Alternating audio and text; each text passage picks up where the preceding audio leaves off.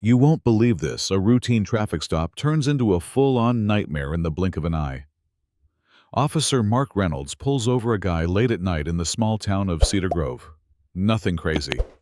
Right, except when Mark hits the guy, he realizes he just slapped the town's mayor across the face. Yeah, that happened. And what follows? Well, buckle up. So it's just before midnight. Cedar Grove streets are mostly empty, porch lights flickering, and the liquor store long closed. Mark's had a rough day, his request for time off denied. A nasty call from his ex, you name it. He's cruising along, bored out of his mind, when he spots an old blue sedan rolling slowly down Elm Street. Nothing suspicious on paper, but something about the guy behind the wheel makes Mark uneasy. Maybe it's the calm way the driver moves, or maybe Mark's just itching for a reason to act. He flicks on his lights. The car pulls over without a fuss, windows down. Mark steps out, belt adjusted, holster ready, heart pumping but no backup. Just him. The driver, a calm black man in his late 30s, trimmed beard, eyes steady as a rock. The guy says, "License and registration are in the glove box," calmly letting Mark know before reaching for it. That didn't sit right with Mark. The slow, confident tone rubbed him the wrong way. He snaps.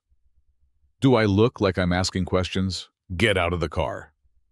The man blinks, raises his hands, says, "Sir." May I ask why Mark's patience snaps? He shoves the guy hard enough to make him stumble, then delivers a sharp punch that sends him crashing to the pavement. A teenage girl across the street is filming on her phone, whispering, "Oh my God." The man doesn't fight back or shout, just looks up, dazed but focused.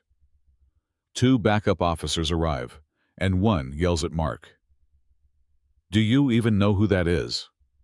That's when the driver calmly says, "My name's Marcus Evans. I'm the mayor of Cedar Grove." The puncher freezes. He glances at the ID Mayor Marcus Evans. Mark's face drains, but the damage is already done. Cameras everywhere. Witnesses stunned silent.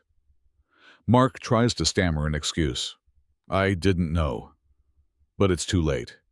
The neighborhood's eyes are burning holes in him as he's told to wait in his cruiser. Meanwhile, Marcus wipes the blood from his lip, standing tall, voice steady. "You never even asked my name." The backup officer steps in. "Let's keep it calm." News spreads like wildfire. By dawn, every local channel is replaying that slap looped over and over. Protests start forming outside the police station, signs waving, chants rising. Accountability now. The chief puts Mark on leave, his badge and gun taken away. The investigation launched full throttle, but let me back up a sec. Marcus Evans, he's no career politician. Raised in a rough part of East Side, raised by a dad working 2 jobs and a mom who passed too soon. He moved to Cedar Grove to care for his dad. Got involved because he cared, not because he wanted power. No fancy suits or flashy cars, just jeans and a handshake. People trusted him because he showed up and listened.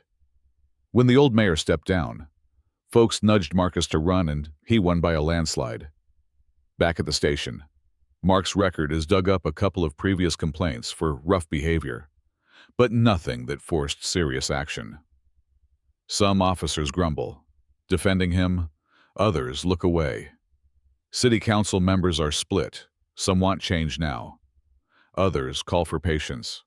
Meanwhile, students organize peaceful marches, reminding everyone this isn't just about one punch, but a culture that needs to shift.